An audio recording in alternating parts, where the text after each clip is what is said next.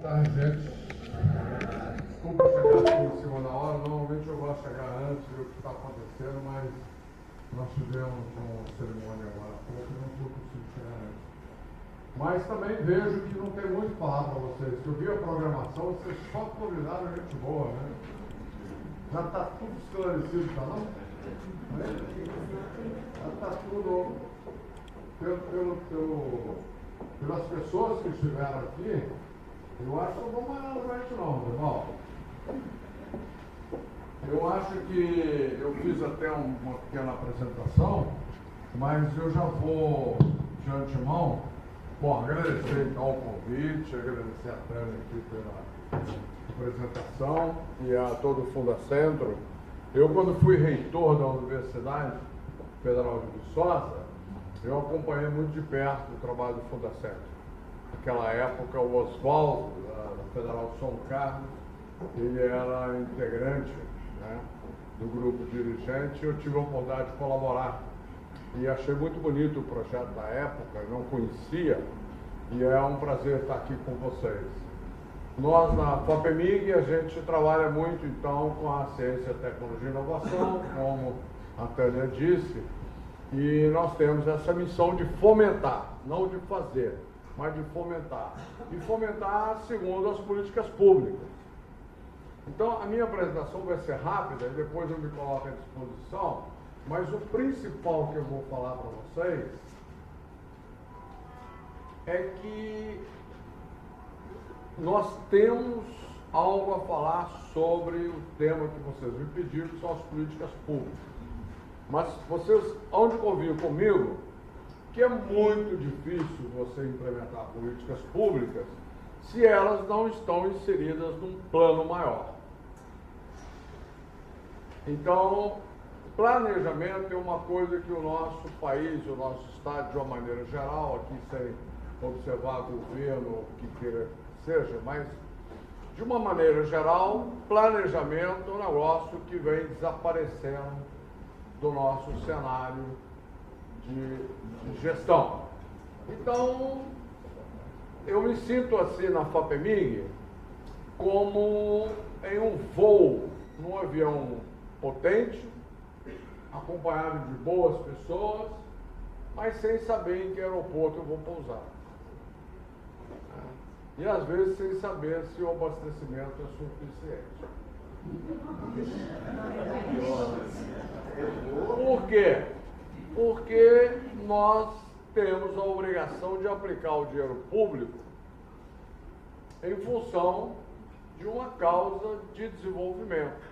A gente gosta de ciência, tecnologia, inovação, gosta de desenvolvimento, gosta de crescimento econômico, social, mas no final das contas a gente trabalha para que as pessoas tenham qualidade de vida. Esse é o ponto. Eu sou apaixonado pela ciência, né? Me considero um cientista, sou da Academia Brasileira de Ciências, já tive um laboratório muito bom e até saí dele depois que eu consegui muitas patentes, e aquilo não virava nada, né? As patentes, depois aos poucos eu fui contribuindo para que elas virassem alguma coisa e beneficiassem a população. Então essa é uma coisa que eu carrego comigo.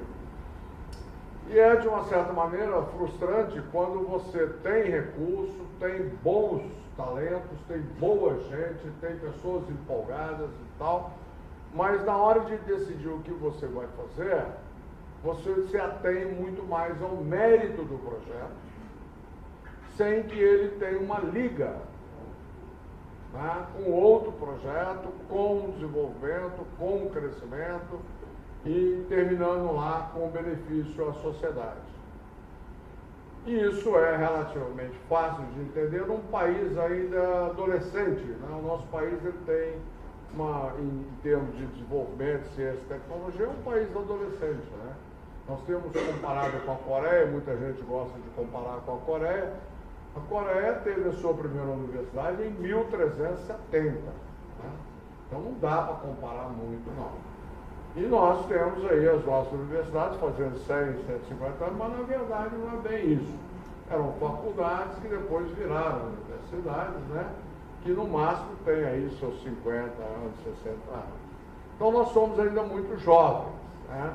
E isso atrapalha um pouco na aplicação do conhecimento. E não tanto no desenvolvimento, mas na aplicação do conhecimento. Então a gente tem uma ciência que se desenvolve muito bem. Se você vai numa Federal de Minas Gerais, de Viçosa, de Lavras, na PUC, você enche os olhos de coisas tão bonitas que estão acontecendo. A semana passada nós fizemos a patente de um trabalho que está gerando uma vacina contra a dependência de cocaína, né? Nascido dentro da UFMG. Nós temos muita gente talentosa, né, dentro da bioquímica. Tiramos uma patente mundial. É inédito. Se continuarmos caminhando bem, vai ser uma coisa fantástica. Mas são casos. Eu estou cheio de casos aqui para contar para vocês. Mas são casos. Casos não resolvem o problema do país, nem do Estado. Nós temos que ter realmente um desenvolvimento harmônico com a sociedade, crescente, envolvente, né? E que isso vire uma mania. Eu não estou advogando que a ciência, tecnologia e inovação e o desenvolvimento científico e tecnológico viram uma mania. Ele é uma mania. Quem está evoluindo, vocês viram as palestras, Carlos Arruda teve aqui, né? Vocês veem por todas essas palestras que é um desenvolvimento que é o que o mundo faz hoje. A China está fazendo isso brilhantemente, se desenvolvendo e com base no conhecimento. Então nós financiamos na FAPEMIG, a Regina Matos esteve aqui, a minha procuradora lá, uma pessoa também talentosa, deve ter falado com vocês, usufruíram dos conhecimentos dela. Nós temos ações muito interessantes de fomento, né, ao desenvolvimento de conhecimento, ao desenvolvimento de tecnologia e aplicação disso na inovação, né? Mas realmente são ações que muitas vezes a gente tira do PMDI, que é o Plano Mineiro de Desenvolvimento Integrado, tiramos da POA, tiramos dos documentos de planejamento do governo, mas são frágeis, né? Eles não encaminham para um planejamento que realmente eu possa dizer para vocês que nós seguimos políticas públicas engajadas em uma consequência direta. Então isso não tem. Então, e nem o Brasil tem, só nós não, né? E eu diria que a América Latina não tem. Os países que não estão se dando muito bem nessa nova era não têm um planejamento. E a China, se você observar, a China é uma coisa, sob esse prisma, você tem que olhar diferentes ângulos, né? Mas sob o ângulo do planejamento é uma coisa fantástica, né? Porque eles têm um planejamento de 100 anos, que depois vai caindo para 50, para 25, e o planejamento a curto prazo é experimentação, é ciência. Na ciência, a gente desenvolve experimentos. A gente não tem verdade, não. A gente desenvolve experimento. A gente tira a verdade do experimento, da experimentação, do ensaio. Estatisticamente comprovado, não é achismo, não. E essa verdade, ela muda de um dia para o outro, dependendo dos seus experimentos. E a China aprendeu, não sabia fazer isso. Há 100 anos atrás, a China não sabia o que era ciência. Eles mandaram os chineses para o Ocidente, aprenderam o que é ciência e aplica o conceito de desenvolvimento científico no desenvolvimento do planejamento. É uma coisa que impressiona muito. Eles fazem experimentação para saber o que vão fazer amanhã. Nós ainda estamos agarrados ainda numa falta de planejamento e muitas vezes numa falta de percepção de como que o mundo está evoluindo, né? Agora, isso é interessante falar, porque Minas Gerais foi um celeiro de planejamento. Tá? Você pegar a história, não vou aqui falar de história de Minas Gerais, mas a CEMIG, o próprio PDMG, tudo isso nasceu de planejamento, né? O Brasil teve planejamento e teve até recentemente a própria CEMIG, só para citar um exemplo, é advinda de um planejamento estratégico do governo de Minas feito por mineiros. E é impressionante como a gente perdeu isso. Então, na ciência e tecnologia, para terminar esse parágrafo, a gente sente falta disso. O que financiar? O projeto da TANA é maravilhoso, então nota 10 para ele. Mas ele tinha que ser aprovado dentro de um contexto de planejamento, de consequência. Isso se junta àquele e dá um todo, né? Isso a gente não faz, infelizmente. Mas eu gostaria só, para ilustrar um pouco a fala, porque eu acho que o que eu vi aqui eu já falei, né? Mas para dar uma conotação maior, eu gostaria de lembrar, né, esses aspectos de que, na verdade, nós vivemos um mundo muito interessante. Alguns não gostam, mas ele é interessante, né? Você tem pessoas como eu e o Rosenbauer ali, que é o meu amigo, posso falar mal dele. Eu e ele, por exemplo, somos analógicos, né? A gente tem muita dificuldade com o digital. Já os nossos netos são digitais. Isso a humanidade nunca viu uma discrepância dessa, porque você tem uma era do conhecimento, né, com o uso intensivo de ciência e tecnologia, criado pela coisa chamada internet, né? Então nós não mudamos de paradigma, nós mudamos de era. Nós estamos na era digital. E a era industrial, né, que nós vivíamos até há pouco tempo, ela acabou, ou ela está acabando. E o que nós fizemos para a era industrial não serve para a era digital. Você pode temar que serve, mas não serve. E se você aplicar coisas que deram certo na era industrial, na era digital, seguramente não vai dar certo. Eu gosto de dizer isso daqui, né, que a gente precisa, então, ter nessa nova era digital. O meu entendimento, nessa nova era digital, nos dias de hoje, nós temos que ter empresas com tecnologias de ponta em nível global, não mais em nível local apenas, né? Nós temos que ter mercado e organizações dispostas a adotar soluções inovadoras, a receptividade, o que também não temos, nem local e nem nacional. E nós temos talento humano qualificado e foco nas vocações locais. Isso nós temos. Talento focado nas questões locais, felizmente nós temos. E nós precisamos também de uma estratégia nacional e estadual para a inovação. Nós temos que ter um plano de desenvolvimento com base em ciência e tecnologia, com políticas públicas eficientes, né? E eu estou falando na casa do trabalho. Então, muita gente fala, tecnologia acaba com o trabalho, né? Como é que a gente vai fazer com isso? Você tem que ter um planejamento estratégico para isso, porque nós não temos como negar. Não é possível a gente convencer o Pimentel de baixar um decreto e dizer que Minas Gerais não se encontra na era digital. Nós estamos na era industrial. Ponto. Não vai funcionar. Não vai funcionar. Então nós estamos na era digital. E na era digital, a relação emprego, trabalho, renda, ela é diferente. Uns acham que é pior, outros acham que é melhor. Mas para acabar com o achismo, é planejar e ver quais são as ameaças. Então, na questão da inovação, o que realmente nós estamos fazendo chamadas públicas, editais, com empresas, né? Nós estamos junto com a Vale, com a CEMIG, com a Embraer. Eu só citei 3 ali, mas tem muito mais.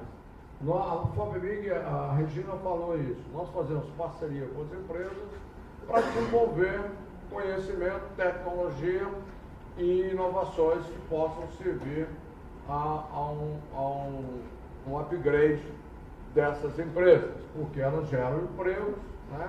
E esses empregos geram renda e podem gerar, em muitas situações, se nós tivermos planejamento, ela pode gerar uma qualidade de vida, né? Nós fazemos subvenção para empresas em centro de P&D. Nós temos CCEM Brasil, né, que faz células fotovoltaicas orgânicas, né, imprime células fotovoltaicas em papel, né, enfim, é muito avançado. A Bion, que é a maior fábrica, o maior centro de pesquisa e desenvolvimento de injetáveis da América Latina, uma das maiores do mundo, está aqui em frente ao Lago dos Ingleses, da Lagoa dos Ingleses. Eles fabricam insulina, tá? Mas todo quanto é coisa injetável. Eles podem fabricar e podem vender e podem transformar. Nós investimos no Centro de Inovação do Senai Centro de Inovação, Sistemas Elétricos, em Itajubá, que é o maior centro de ensaios de sistemas elétricos e eletrônicos da América Latina. E nós apoiamos as aceleradoras, startups, o CID, Fieng Lab, Lemonade, TI Horizonte, Criatec, e é tudo financiado pela FAPEMIG. E o BDMG, que nós temos uma parceria com o BDMG, que ele entra com 50% do dinheiro, nós entramos com 50% para empresas inovadoras, empresas que podem melhorar a sua performance, né?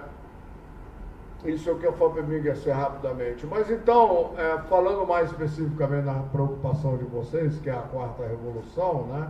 Eu gostaria só de pontuar algumas questões para a gente tentar ficar na mesma página, né? Mas eu entendo que essa sociedade 4.0 não é uma questão de tecnologia. Não é. Tecnologia hoje é commodity, né? Não é mais o que importa.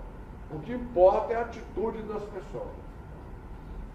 A internet trouxe isso muito claramente. A internet nos tornou indivíduos. O indivíduo foi empoderado, né? Pela primeira vez na humanidade, a internet contribuiu para isso. Você tem o empoderamento do indivíduo. Você vê o poder que tem uma criança de 8 anos no digital dentro da sua casa. Ela ensina o pai, ensina o avô, ensina a tia. Isso é empoderamento. E isso é bonito, mas isso muda a sociedade. Porque uma pessoa de 8 anos que ensina alguém alguma coisa, para me ensinar alguma coisa na minha família, eu tive que formar. Porque até formar eu não sabia nada. Eu não dava palpite. Até os 14 anos, menina, naquele tempo meu, era debaixo da cama. Era igual sapato. Menina debaixo da cama. Não apita nada, né? E depois, com o desenvolvimento, a gente formava. Se você não formasse, aí você não estava nada mesmo, né? Hoje, você tem pessoas absolutamente sem diploma que dirigem grandes instituições. Então, mudou completamente, né? E aí cria esse mundo, né, que nós temos no Brasil, que é uma resiliência muito grande, que nos favorece, e uma criatividade muito grande, que a gente nem sabe explicar de onde que veio isso. Veio da miscigenação, mas nós somos criativos, talentosos, né, o que dá muita esperança para a gente. Temos uma resiliência que o mundo não tem, muitas vezes, né? Então isso nos dá uma esperança de dias melhores. Agora também gostaria de, na casa aqui do trabalho, de também tirar essa vertente, que essa indústria 4.0, sociedade 4.0, ela exige conformidade. Isso não tem como você mais ser brasileiro do jeitinho da gambiarra. Isso acabou. É claro que muita gente acha que não acabou, mas isso acabou. Hoje, no mundo digital, não tem mais possibilidade de você dirigir uma grande organização sem compliance, sem entender minimamente a compliance. Isso acabou. Eu gosto de enfatizar isso porque eu tenho vivido muito esse mundo e muitas vezes, é engraçado, as pessoas entendem, compreendem, mas não entendem e não compreendem. É um mundo muito diferente esse, né? Outro dia eu dei uma palestra e tinha um senhor bem do sindicato, assim, pessoa, ele estava em pé lá no fundo ele ficou em pé o tempo todo na minha palestra. Mas ele prestava uma atenção, eu até achei que ele ficou em pé para poder aprender mais. E eu, quando eu terminei, fui até ele. Estava cheia a sala, tinha bastante gente, mais ou menos uma palestra dessa questão também, das tecnologias. E eu cheguei lá e perguntei o nome dele, como é que o senhor chama? Ele falou, a turma me chama de lagartixa, porque eu sou grande aqui, meio espichado, tu não liga não e tal. Eu falei, e aí, você entendeu bem a palestra? Você gostou? Ele falou, professor, eu gostei demais, o senhor é bacana. Mas você entendeu? Ele falou assim, professor, eu gostei muito, eu entender, não entendi nada não. Vou ser sincero, não entendi nada. Eu gostei muito. O senhor é bacana, o senhor é danado. Mas entender eu não entendi não. Então, é uma coisa que a gente dioturnamente percebe que, vocês querem ver uma coisa muito interessante no mundo de hoje, nós estamos lidando lá, nós temos 40 empresários, né, que a gente lida lá com o Léo, a gente conversa muito e tem um movimento chamado Móvel, é um movimento pela economia, pela nova economia mineira, chama Móvel, é um movimento independente, tudo, que é com os empresários, para ver se a gente movimenta um pouco no sentido da inovação tecnológica e tal. E é muito interessante porque você fala, eu aprendi isso, você fala para empresário, especificamente empresário, né, e você tenta mostrar para ele um encanto do novo mundo, da nova tecnologia, ou o contrário, que não é bonito assim e tal. Ele acha aquilo interessante, vai para casa e esquece por completo. Aquilo não entra no imaginário. E eu fiquei estudando um pouco isso, por que é assim. E eu cheguei à conclusão dando uma palestra lá em Rio Verde, na segunda maior cooperativa agrícola do país, chama Comigo. Eles são arquimilionários, é uma coisa impressionante como é grande aqui. E lá eu percebi exatamente isso. O empresário, ele só consegue compreender um pouco esse mundo digital e esse mundo que vem por aí, essa coisa, se ele conseguir quantificar as ameaças. Se ele não tem ideia das ameaças que estão sobre ele, ele não te segue. Ele não consegue seguir. Por quê? Ele tem a riqueza, ele tem a prepotência, ele tem a empáfia, ele tem todos os adjetivos de quem está bem, de quem está se dando super bem. O cara anda numa Mercedes, né? Um banco cheio de dinheiro. Esse cara, ele não tem problema. Eu cheguei para um deles e falei assim, qual que é o problema que o senhor tem lá na cooperativa do senhor? Ele falou assim, que é isso, pô? Problema não tem. Estou crescendo 17% ao ano. Problema que eu tenho. Então não tem, realmente não tem. Você tem que quantificar, por exemplo, no caso específico deles, eu tenho uma cooperação com um banco, um think tank de Berlim, e eu tive lá e eles têm 13% do lixo orgânico de Berlim é reciclado em fibras. E essas fibras vão para as digital cooking, essas impressoras que imprimem comida. E os carinhas, os garis da prefeitura de Berlim, já carregam a impressora, carregam os vidrinhos, já fazem o seu macarrão, a sua pizza para comer. Né? E eu comi um pedaço dessa pizza e tudo normal. Mas é salgado ou a comida é salgado? Não, ele faz na hora. Tem uma chapa quente, onde... Mas a comida salgada é aquela in natura. Saudável. Saudável. In natura. Não, tudo a bem. Alimentação viva relacionada aos nutrientes orgânicos, né? Exatamente. Então essa é comida industrializada. Agora, é exatamente isso que eles falaram. A reação foi essa sua. E eu disse, tá certo, você tá certo. Eu comi aquilo lá e tal, mas não vou advogar isso para minha casa e para mim. Mas a questão é o seguinte, quem tem fome vai comer. Quem tem fome vai comer. Então, Se você imagina que em 2050, agora caiu para 2035, o mundo vai viver uma crise de alimentos, e aí eu disse assim, olha, o senhor tem razão absoluta, eu não vou, eu estou do seu lado, agora só te faço uma pergunta, a soja e o milho que o senhor produz aqui em Rio Verde, e que está vendendo barbaridade, está enchendo o bolso de dinheiro, em 2035, ela vai estar nessa comida? Ela vai estar. Porque eu me lembro quando eu comprei um micro-ondas, porque era onda, e botei na minha casa, até hoje ele está lá, eu só arrebento pipoca nele, não consigo fazer mais nada. O pior que você está fazendo, porque a pipoca é altamente. Pois é, mas é a única coisa que eu consigo fazer. Agora, os meus netos chegam lá, outro dia, agora eu estou com 2 netos em casa, eu escondi o micro-ondas no final de semana, eles perderam o chão. Perderam o chão. Fazendo a panela comum. Não conseguem. Não conseguem. Inclusive, um deles, o Pedro, que é o mais espirituoso, tem 14 anos, falou, vô, então tá, você gosta de cozinhar? Fica do lado dessa chama aí pra mim, com a panela, eu vou tirar uma fotografia sua, com esse fogo aí aceso, e vou mostrar pro seu bisneto daqui a uns anos. Sabe o que ele vai falar? Ele vai falar assim, puxa vida, o meu bisavô era um homem de Neandertal, ele usava fogo para fazer comida.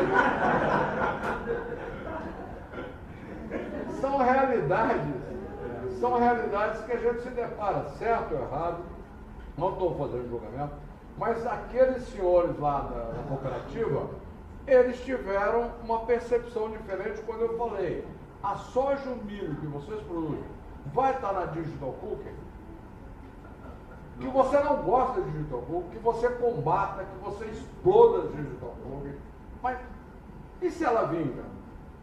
O seu material que você produz hoje, faz a sua riqueza, cuida da sua família, vai estar lá? Pelo menos uma prospecção disso você tem que fazer, ué.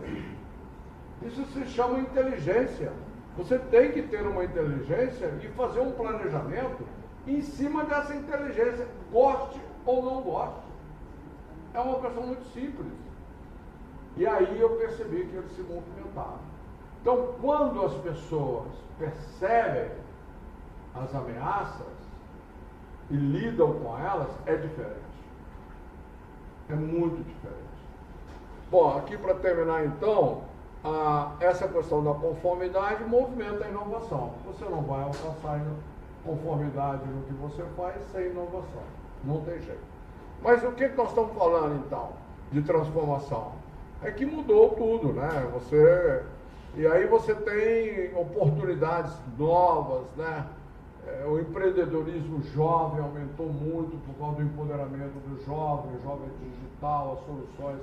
E uma coisa interessante que eu percebo nesse mundo que o Roberto e eu às vezes acompanhamos o Léo lá, é que esse mundo da startup é que ele não tem assim, o Roberto tem muita consciência disso, é muita criança ainda, muita coisa e tal, mas eles estão a fim de buscar a solução.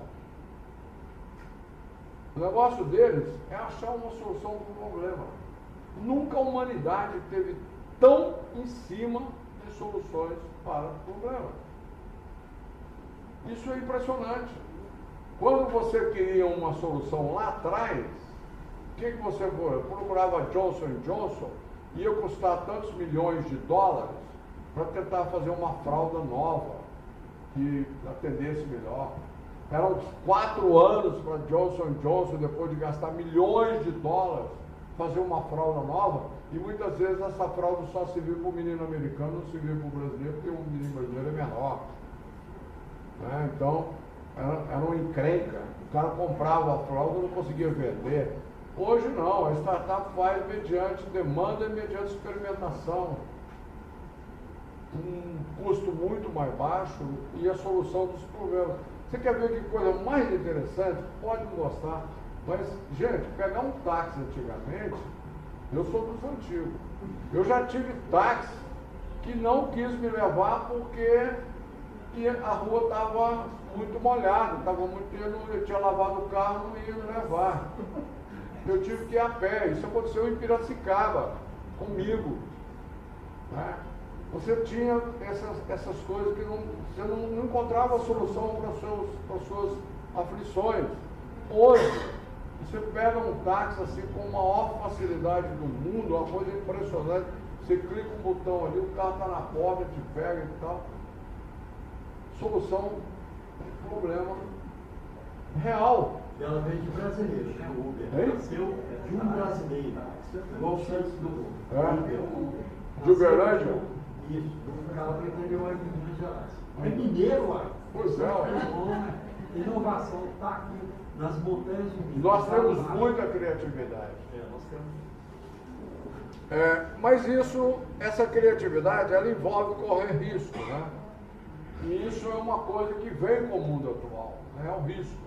E a gente mais velho tem muita dificuldade com isso, porque a gente não aprendeu a correr risco, né? A gente só vai para o certo.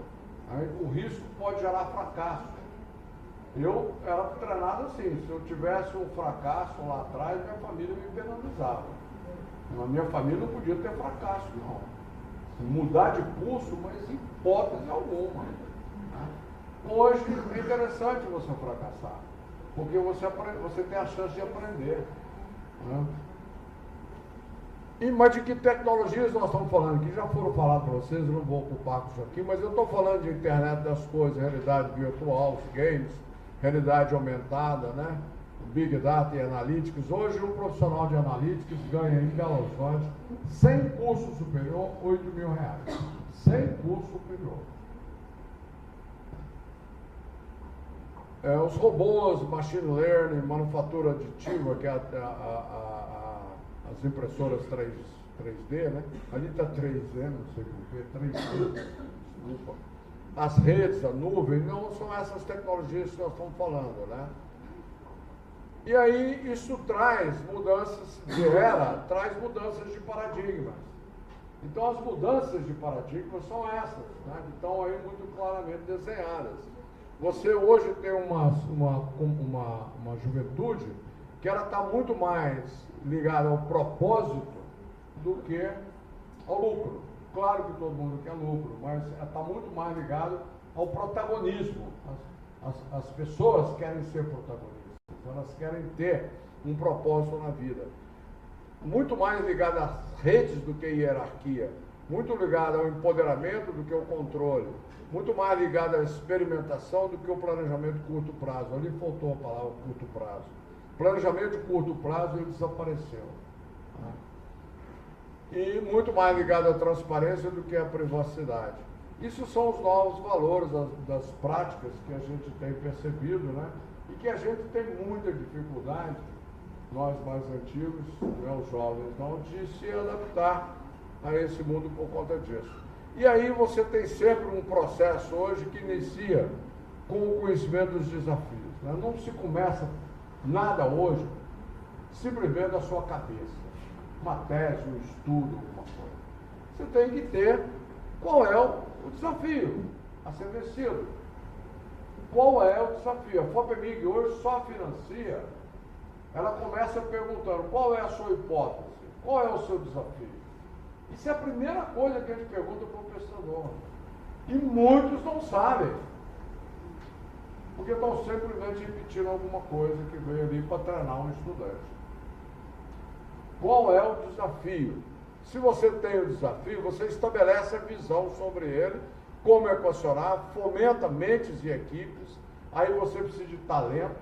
Os talentos existem para cada área, você tem talentos para música, o cara não sabe ganhar dinheiro, mas ele tem talento para música, você tem que aproveitar o talento da música dele. Né? Todo mundo tem seu talento, é simplesmente você focar no talento que você precisa. Né? E aceleração em rede, não tem outro jeito. É um indivíduo dentro de uma rede.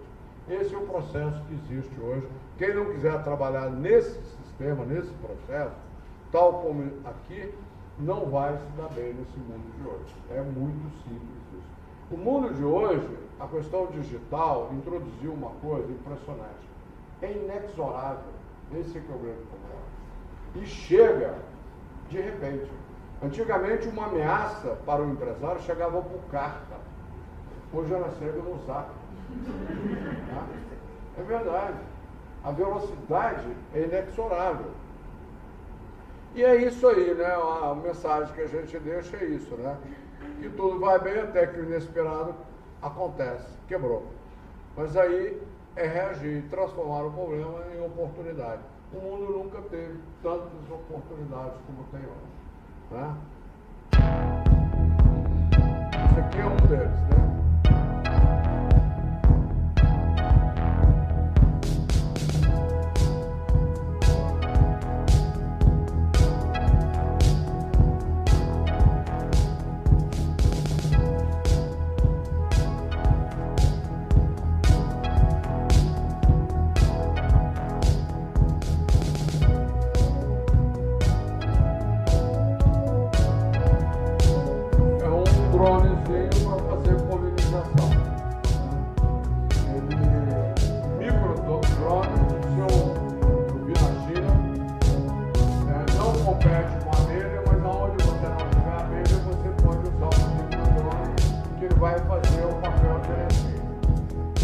Solução para um problema, não é um combate às abelhas, né? Bom, só para terminar então, muito obrigado a vocês, e eu gostaria de deixar aqui, eu não vou responder perguntas desse sentido, porque eu sei que é muito polêmico, né? Pelo trabalho de vocês, mas uma coisa que tem me interessado muito ler, e é uma preocupação muito grande, é a questão do trabalho e tecnologia, tá? Que eu acho que é um foco muito grande aqui do Fundacentro. Tá? O emprego nunca esteve tão ameaçado, tá? E principalmente o emprego para pessoas não tão capacitadas, né? As capacitadas também estão sofrendo com isso, e vão sofrer muito mais. Mas as não capacitadas é realmente um grande desafio. Mas o raciocínio que eu tenho feito, não sei se está certo, eu não tenho muita coragem de expor isso, mas eu estou tendo aqui com vocês, mas o raciocínio que me leva é que realmente eu consigo enxergar que o emprego ele começa a desaparecer. Não vai desaparecer, ele começa a diminuir. Ele vai diminuir muitas áreas. Mas o trabalho não desaparece nunca, muito pelo contrário, ele cresce. Então, eu não sei se é uma questão, não estou dizendo que é, não estou apregoando. Eu entendo que nós vamos aos poucos nessa sociedade, se nós tivermos coragem, se nós planejarmos, se nós mudarmos um pouco a nossa atitude, nós vamos caminhar para uma coisa que é o trabalho e não o emprego. Porque o trabalho não vai faltar.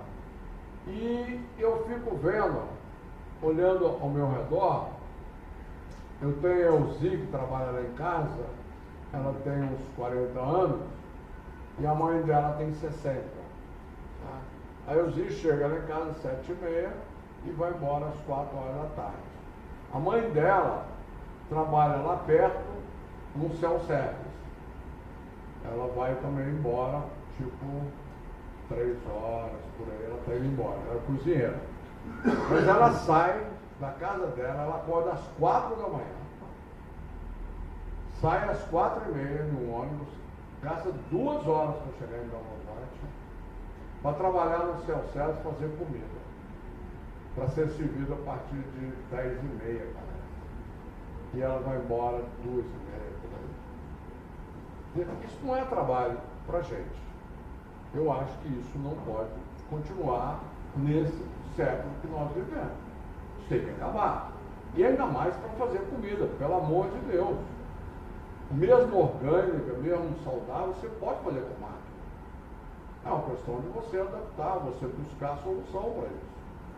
Você pode fazer uma comida absolutamente saudável, ou muito próxima a saudável, sem ter que fazer uma pessoa fazer esse tipo de trabalho. Eu acho que ninguém merece isso.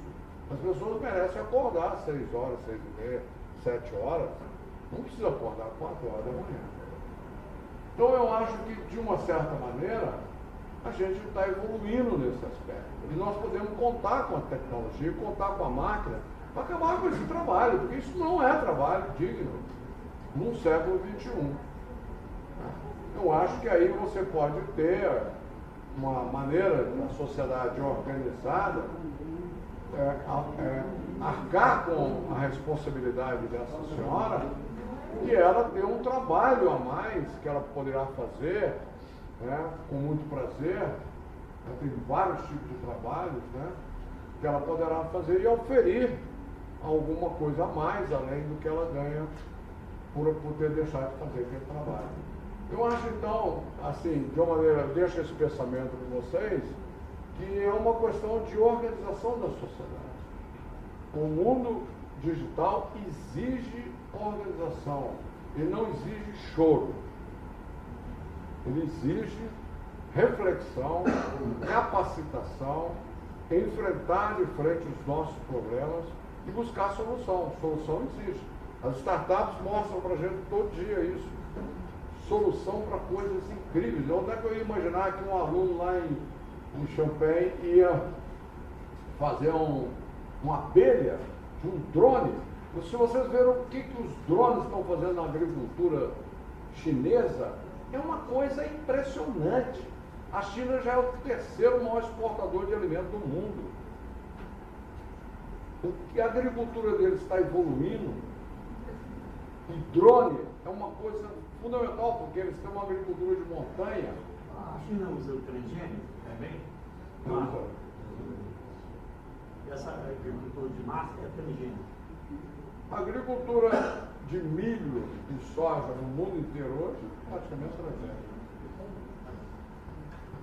Bom, gente, obrigado.